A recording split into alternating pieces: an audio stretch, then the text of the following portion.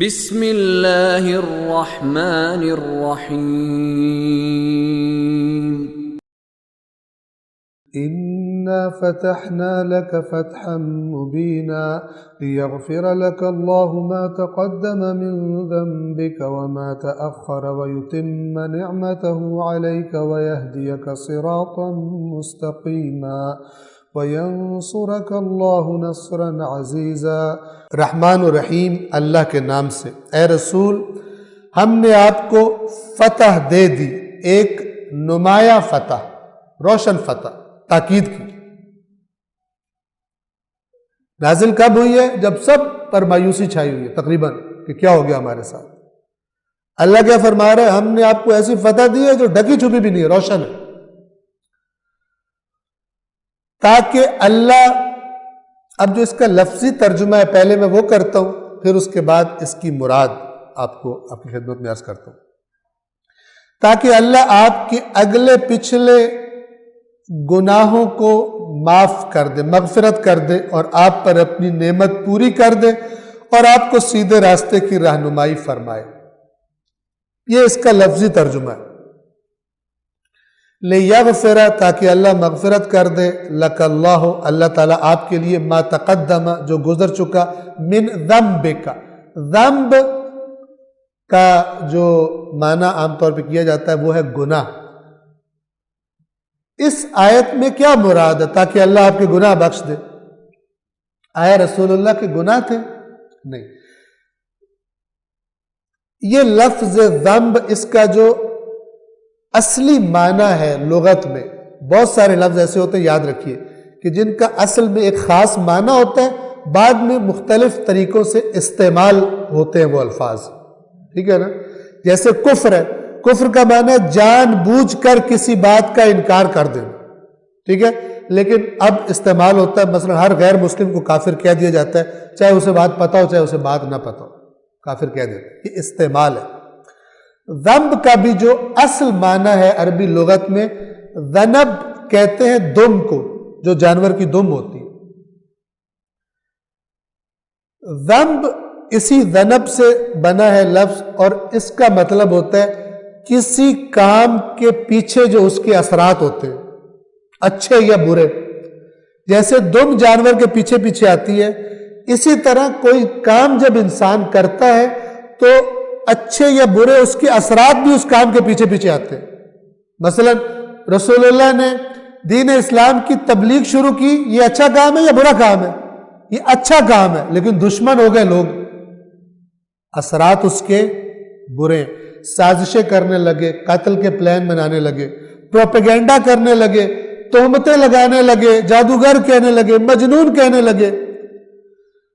یہ سارے اثرات، برے اثرات کہ جو دشمنوں کی طرف سے تھے، کس کے اثرات اور نتائج؟ رسول اللہ کی تحریک کے، جو کہ تحریک گناہ نہیں ہے، لیکن اثرات اس کے برے نکل رہے ہیں دشمنوں کی طرف سے۔ اللہ فرما رہا ہے یہاں پر، اب آپ دونوں آیتوں کے اندر رابطہ دیکھیے کتنا خوبصورت ہے، کہ اے رسول، ہم نے آپ کو اتنی روشن فتح دے دی ہے کہ اس فتح کے نتیجے میں جتنے بھی آپ کی تحریک کی وجہ سے آپ کو پریشانیاں تھی دشمنوں کی طرف سے، اللہ ان پریشانیوں کو دور کر دے گا آپ سے۔ آپ کے دشمنوں کی طاقت اللہ ختم کر دے گا، آپ کے خلاف پروپیگنڈے کو اللہ تعالیٰ ختم کروا دے گا۔ یعنی یہ جو چیزیں نقصان دہ سامنے آئی ہیں دشمنوں کی طرف سے اور آپ کو تکلیف دیتی ہیں، آپ کے دوستوں کو جو اذیتیں اٹھانی پڑ رہی ہیں، اللہ یہ سارے برے اثرات آپ کی تحریک کے، خداوند عالم گزشتہ بھی، اور جو اگر یہ فتح نہ ہوتی تو جو مزید مصیبتیں برداشت کرنی تھی آنے والے، وہ بھی اللہ تبارک و تعالیٰ اس فتح کے صدقے میں ختم کر دے گا۔ یہ معنی ہے، یہ مغفرت کا معنی بھی ہوتا ہے کمی بیشی دور کر دینا۔ مغفرت کا معنی معافی نہیں ہوتا، مغفرت کا بھی جو اصلی معنی ہے لغت عربی میں، وہ ہے کسی چیز کو اس طرح چھپا لینا کہ اس پر کوئی بری چیز اثر انداز نہ ہو سکے، اور برے اثرات چھپا کر برے اثرات کو زائل کر دینا، جیسے ٹوٹی ہوئی ہڈی کو دوبارہ جوڑ دینا، زخم ہو گیا دوبارہ ٹھیک کر دینا، یہ مغفرت کا معنی ہے۔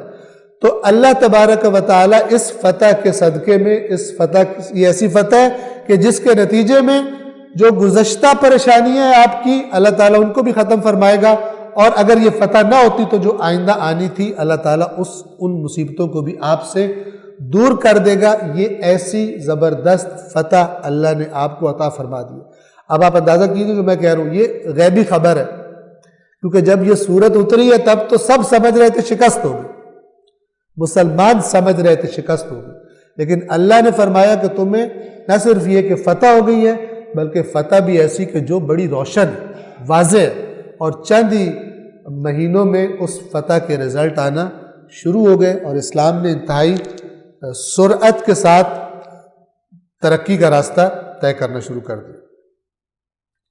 اور تاکہ اپنی نعمت آپ پر تمام کرے، وہ اسی معنی میں ہے، یعنی اب آپ ایک پورا نظام اسلامی بنانے میں کامیاب ہو جائیں گے، اب آپ کی ریاست تسلیم کر لی جائے گی، آپ ایک باقاعدہ یعنی سب آپ کو تسلیم کرنے پر مجبور ہو جائیں گے، یہ اللہ آپ پر اپنی نعمت تمام کرے گا۔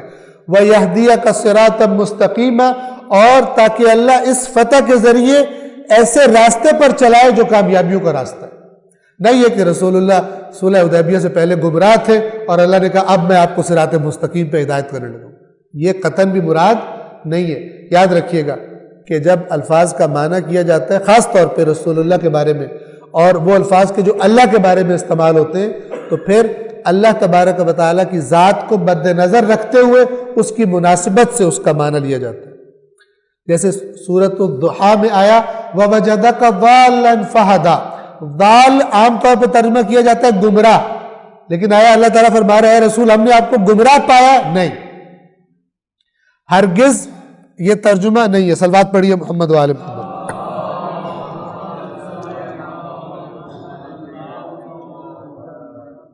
تو وہ بھی سورۃ الضحیٰ میں بھی انشاءاللہ خدا نے توفیق دی، جب وہاں پہ پہنچیں گے تو ہم آپ کی خدمت میں عرض کر دیں گے کہ وہ الفاظ کہ اب خود یہ جو ضال ہے اس کے کئی معنی ہیں۔ عام طور پر گمراہ ترجمہ کیا جاتا ہے، ہمیشہ گم شدہ چیز کو بھی اس کو بھی ضالہ کہتے ہیں، تو وہ انشاءاللہ وہاں پر ہم تفصیل سے بیان کریں گے۔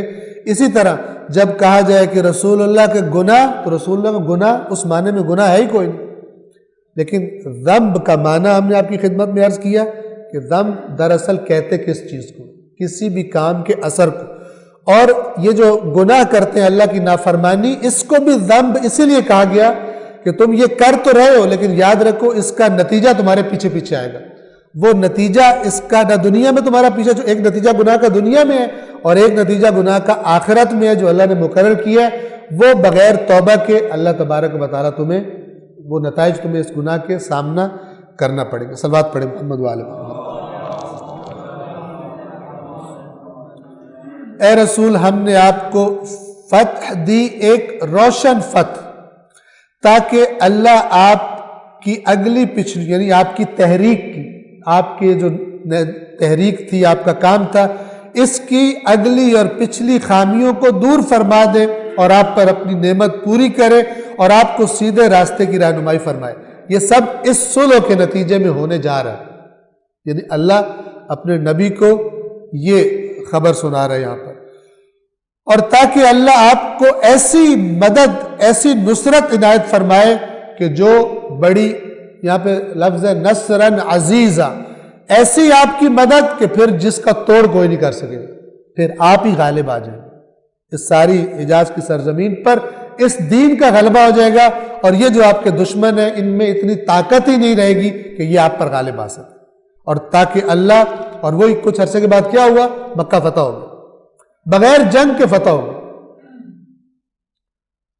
حالانکہ کچھ عرصہ پہلے یہ تصور بھی کوئی نہیں کر سکتا تھا کہ یہ جن کو مار کے مکہ سے نکالا جا رہا ہے یہ فاتح بن کر مکہ میں داخل ہو۔